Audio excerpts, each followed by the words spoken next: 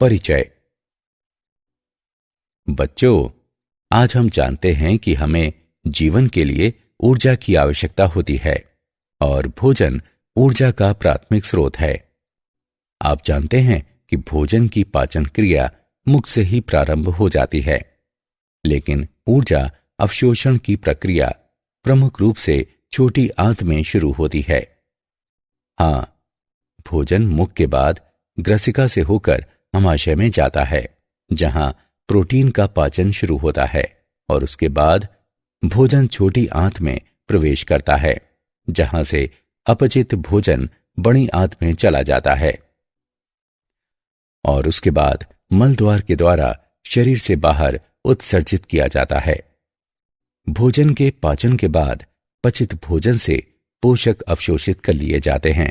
इसलिए इस मॉड्यूल में हम पाचन एवं अवशोषण के विषय में सीखेंगे।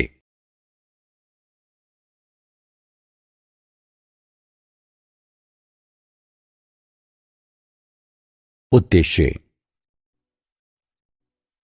इस पाठ के अंत में आप निम्न करने में सक्षम हो जाएंगे: पाचन तंत्र का वर्णन करना, भोजन के पाचन का वर्णन करना, पचित भोजन के अवशोषण की व्याख्या करना, पाचन तंत्र के विकारों का वर्णन करना।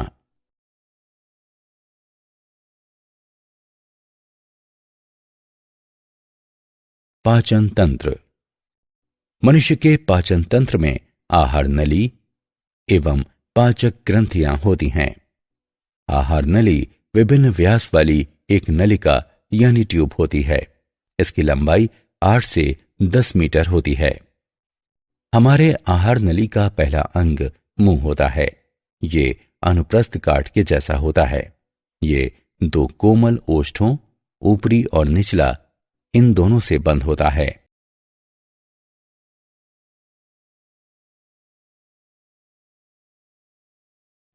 मुख या मुख गुहा एवं तालु। मुख या मुख गुहा, इसमें पर्याप्त जगह होती है, जो ऊपर से तालु, नीचे से गले और दोनों किनारों पर जबड़े से घिरी होती है। तालु ये मुख गुहा के छत का काम करती है तथा इसको नासिका कोश से अलग करती है। ये 2 भागों में विभाजित होती है: कठोर तालु और कोमल तालु। कठोर तालु, इसे अस्थियों द्वारा सहारा प्रदान किया जाता है और इस पर झुर्रियां कहलाने वाले अनुप्रस्थ कटक होते हैं। ये चर्वण के दौरान भोजन को सही स्थिति में रखते हैं। कोमल तालु, ये तालु का पश्च भाग है। इसकी चिकनी सतह के कारण भोजन निगलना आसान हो जाता है। इसका पश्च स्वतंत्र सिरा एक छोटे से फ्लैप, अली जिह्वा या मृदु तालु के रूप में नीचे लटकता रहता है।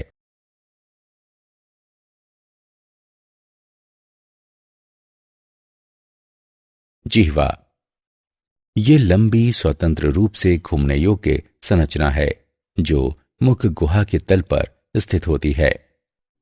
जिह्वा के कार्य, ये अंतर्ग्रहण में सहायता करती है। ये भोजन का स्वाद प्रदान करती है। भोजन चबाने के लिए ये इसमें लार मिश्रित करके इसे मुलायम और चिकनी बनाती है। निगलने के लिए ये भोजन को बोलस, ग्रास कहलाने वाले गोलाकार पिंड में बदल देती है।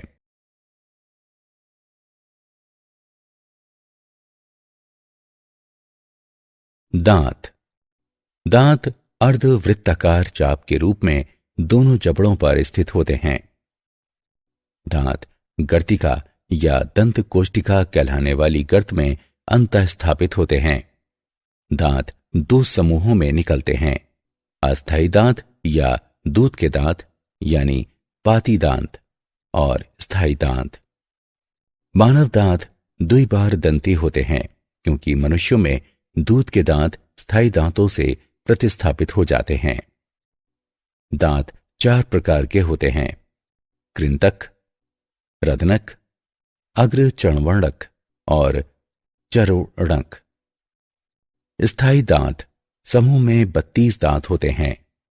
अक्षर I, C, पी, एम और एम क्रमशः कृंतक, रदंतक, अग्र, चर्वणक और चर्वणक को दर्शाते हैं। मनुष्यों के दांतों की व्यवस्था को एक दंत सूत्र द्वारा निरूपित किया जा सकता है।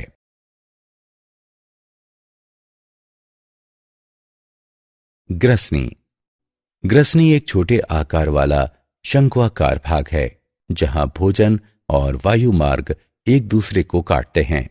इसमें निम्न छिद्र होते हैं: दो नासा छिद्र या आंतरिक रंध्र, दो यूरेस्टिकी नलिकाओं के छिद्र, ग्रासिका ग्रास नली का छिद्र, श्वासदार कंठ या श्वास नली का छिद्र और ग्रसनी में मुख गुहा का छिद्र।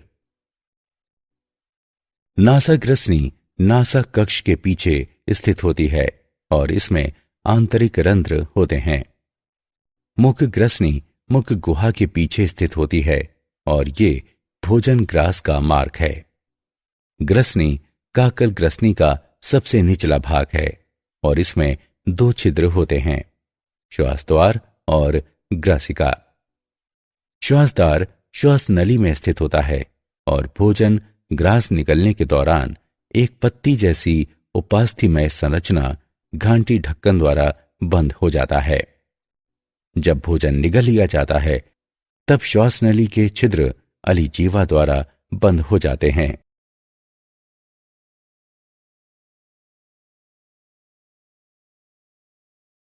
अमाशय। अमाशय उदर गुहा के ऊपरी भाग में डायाफ्राम के नीचे स्थित होता है। अमाशय का बड़ा भाग बाईं ओर स्थित होता है। अमाशय को निम्नलिखित भागों में विभाजित किया जा सकता है: जठरागम भाग। ग्रासिका जठरागम कहलाने वाले एक छिद्र द्वारा जठरागम भाग में खुलती है।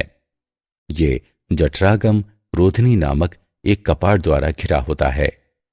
ये जठरागम कपाट के ऊपर उभरा हुआ होता है और फंडस कहलाता है। काप्रस या काय, ये अमाशय का मध्य भाग है। जठर निर्गमी भाग, ये अमाशय का निचला भाग है जो छोटी आंत में खुलता है।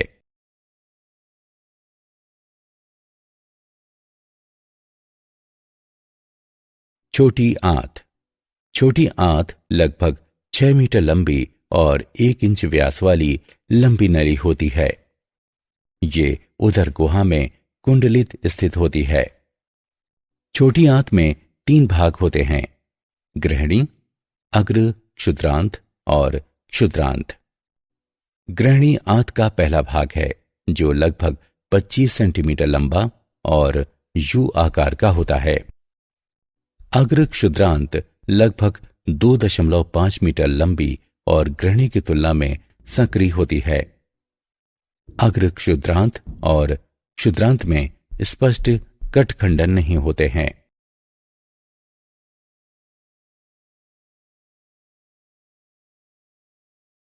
बड़ी आंत। बड़ी आंत छोटी आंत से विस्तृत होती है। इसमें अंधनाल, वृहदांत्र और मलाशय होते हैं। बड़ी आंत अंधनाल से शुरू होती है और ये एक बड़ा थैला है जो छोटी आंत से अपशिष्ट पदार्थ प्राप्त करता है। अंधनाल वृहदांत्र तक जाती है जिसे 3 भागों में विभाजित किया गया है: आरोही, अनुप्रस्थ और अवरोही भाग। और अंत में ये मलाशय में खुलती है जो मलद्वार द्वारा बाहर खुलता है।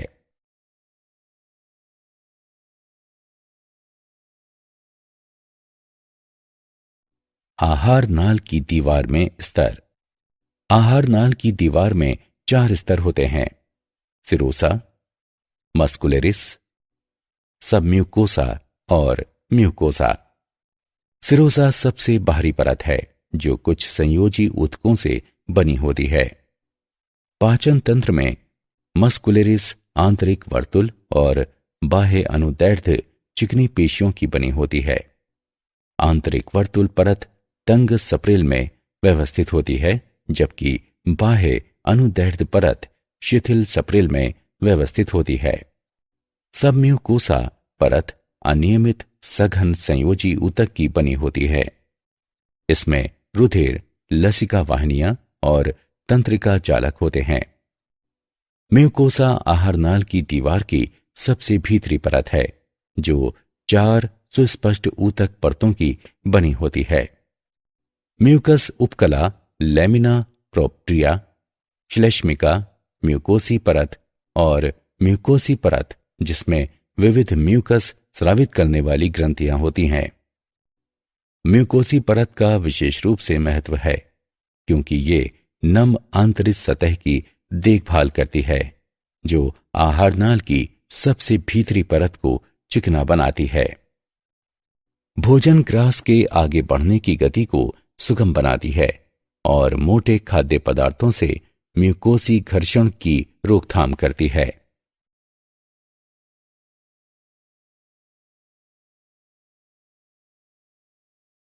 पाचन ग्रंथियां।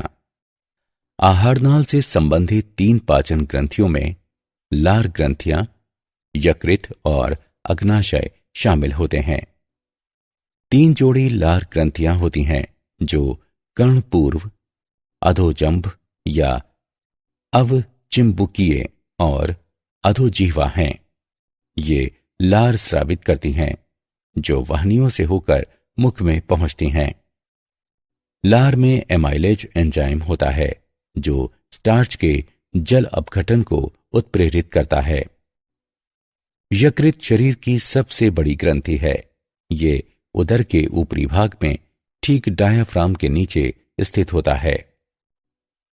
यकृत पालिका यकृत की संरचनात्मक इकाई है और इसमें यकृत कोशिकाएं होती हैं। प्रत्येक पालिका को आच्छादित करने वाला पतला संयोजी ऊतक ग्लिनसस पालिका कहलाता है। पित्तरस यकृत की कोशिकाओं द्वारा स्रावित किया जाता है और पित्ताशय में जमा होता है। पित्तरस पीला, हरा, प्रकृति में क्षारीय होता है। पित्त वसा का इमल्सीकरण करता है जिससे उसे छोटे कणों में तोड़ने में मदद मिलती है। पित्ताशय की नलिका और यकृत नलिका मिलकर मूल पित्त वाहिनी बनाती हैं। अग्नाशय शरीर का दूसरा सबसे बड़ा भाग है। ये अग्नाशयी रस स्रावित करता है जिसमें पाचन एंजाइम होते हैं। इनमें प्रोटीन के विखंडन के लिए ट्रिप्सिन और काइमोट्रिप्सिन तथा पॉलीसैकेराइड इत्यादि के विखंडन के लिए एमाइलेज शामिल हैं।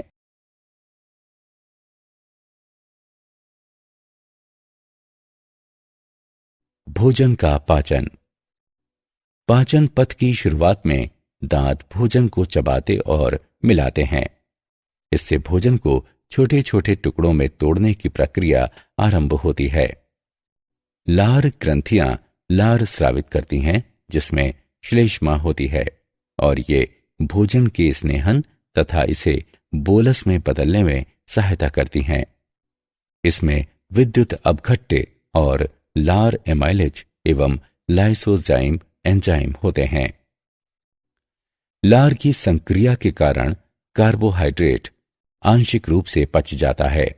लगभग 30% स्टार्च लार एमाइलेज द्वारा जल अपघटित हो जाता है, जबकि लाइसोजाइम जीवाणुओं के संक्रमण को रोकता है।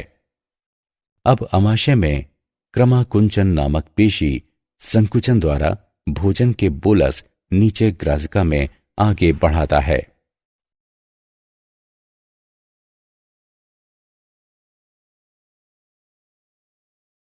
भोजन का पाचन। इसके बाद भोजन आमाशय में पहुंचता है। आमाशय की पेशी दीवार की ब्लोडन गति के कारण भोजन अम्लीय जठर रस के साथ मिश्रित हो जाता है और ये काइम कहलाता है। आमाशय का अस्तर हाइड्रोक्लोरिक अम्ल तथा प्रोटीन का पाचन करने वाला पेप्सिन नामक एंजाइम उत्पन्न करता है। काइम भोजन जठर निर्गम अवरोधी या वाल्व के माध्यम से धीरे धीरे छोटी आंत में पहुंचता है। छोटी आंत को 3 भागों में विभाजित किया गया है: गृहिणी, अग्र क्षुद्रांत और क्षुद्रांत। कायम यकृत से निकलने वाले पित्त अग्नाशय के पित्ताशयी रस और एमाइलेज पाचन रसों के साथ मिल जाता है तथा अन्य आंत्रीय एंजाइम जैसे कि माल्टेस, लैक्टेस और सुक्रेस कायम को विखंडित कर देते हैं। पेप्टाइड्स अमीनो अम्लों में, लिपिड्स वसा अम्लों एवं ग्लिसरॉल में तथा कार्बोहाइड्रेट शर्करा एवं ग्लूकोज में विखंडित हो जाते हैं।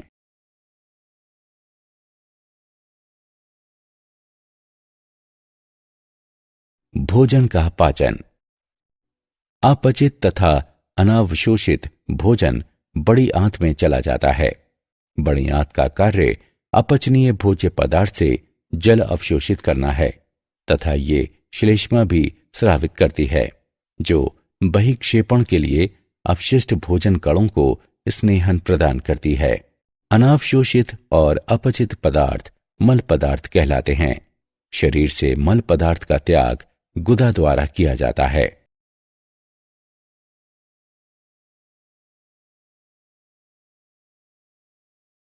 पाचित उत्पादों का अवशोषण। अंतिम उत्पादों का जठरांत से रुधिर या लसिका तक का परिवहन अवशोषण है। पॉलीसेकेराइड्स के विखंडन द्वारा उत्पन्न मोनोसेकेराइड्स जैसे कि ग्लूकोज, गैलेक्टोज तथा फ्रक्टोज का परिवहन विसरण या सक्रिय परिवहन को सुगम करके आंत की उपकला तक किया जाता है। सरल विसरण प्रक्रिया द्वारा शर्करा रक्त प्रवाह में पहुंचती है। जल का परिवहन परासरण प्रवणता द्वारा किया जाता है। पेप्टाइड खंड जो प्रोटीन के विखंडन के कारण बनते हैं, मुक्त अमीनो अम्लों के लिए पचाए जाते हैं। मुक्त अमीनो अम्ल द्वितीयक सक्रिय परिवहन द्वारा उपकला में प्रवेश करते हैं और सरल विसरण द्वारा ये छोड़ दिए जाते हैं। वसा अम्ल और ग्लिसरॉल का परिवहन मिसेल नामक सूक्ष्म बूंदों के रूप में होता है। मिसेल आंतरिक म्यूकोसा में चले जाते हैं। ये पुनः काइलोमाइक्रोन नामक सूक्ष्म प्रोटीन में संरचित होकर अंकुरों की लसिका वाहिनियों में चले जाते हैं। उसके बाद अवशोषित पदार्थ रुधिर प्रवाह में मुक्त कर दिए जाते हैं। सभी अवशोषित पदार्थ ऊतक और अंगों में समाविष्ट हो जाते हैं और ये प्रक्रिया स्वांगीकरण कहलाती है।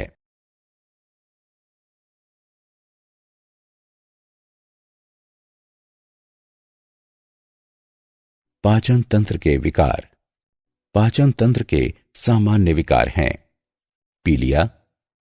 रुधिर प्लाज्मा में पित्त वर्णकों के संचय के कारण त्वचा और नेत्र पीले रंग के दिखाई देते हैं। पित्त वर्णक लाल रुधिर कोशिकाओं के विखंडन के कारण यकृत द्वारा उत्पन्न किए जाते हैं। वमन आमाशय में संग्रहित पदार्थों का मुख से बाहर निकलने की क्रिया है।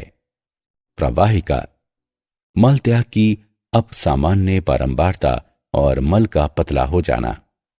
कोष्ठबंधता यानी कब्ज, मल का कठिनाई से निष्क्रमण। अपच पाचन की सामान्य प्रक्रिया में बाधा के कारण पेट भरा भरा महसूस होता है। अपच का कारण एंजाइम स्राव में कमी, व्यग्रता, अधिक भोजन करना एवं मसालेदार भोजन है।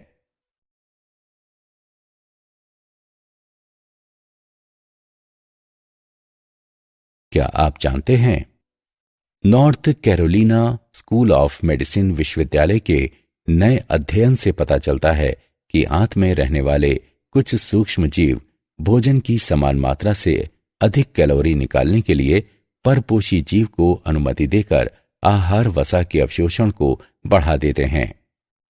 एलईडी फोटोथेरेपी प्रणाली का उपयोग भारतीय अस्पताल में किया जाता है। इसमें पीले रंग के प्रकाश का उपयोग नवजात शिशुओं में पीलिया के उपचार के लिए किया जाता है।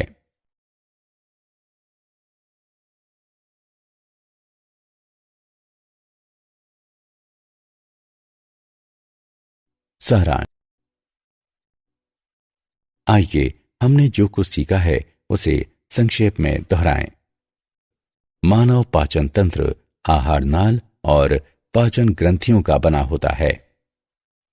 मुख गुहा में पर्याप्त जगह होती है जो ऊपर से तालू, नीचे से गले और दोनों किनारों पर जबड़ों से घिरी होती है।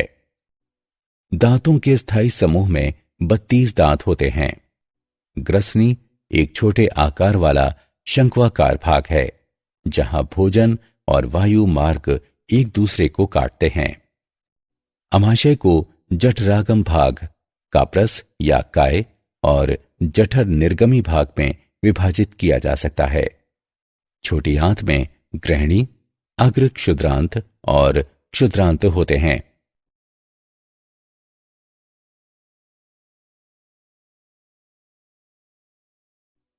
बड़ी आंत में अंधनाल, वृहदांत्र और मलाशय होते हैं।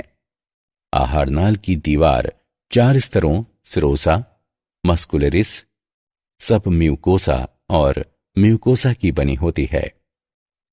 लार ग्रंथियां यकृत और अग्नाशय पाचन ग्रंथियां हैं। अंतिम उत्पादों का जठरांत से रुधिर या लसिका तक का परिवहन अवशोषण है। पाचन तंत्र के सामान्य विकार पीलिया, वमन, प्रवाहिका, कब्ज और अपच हैं।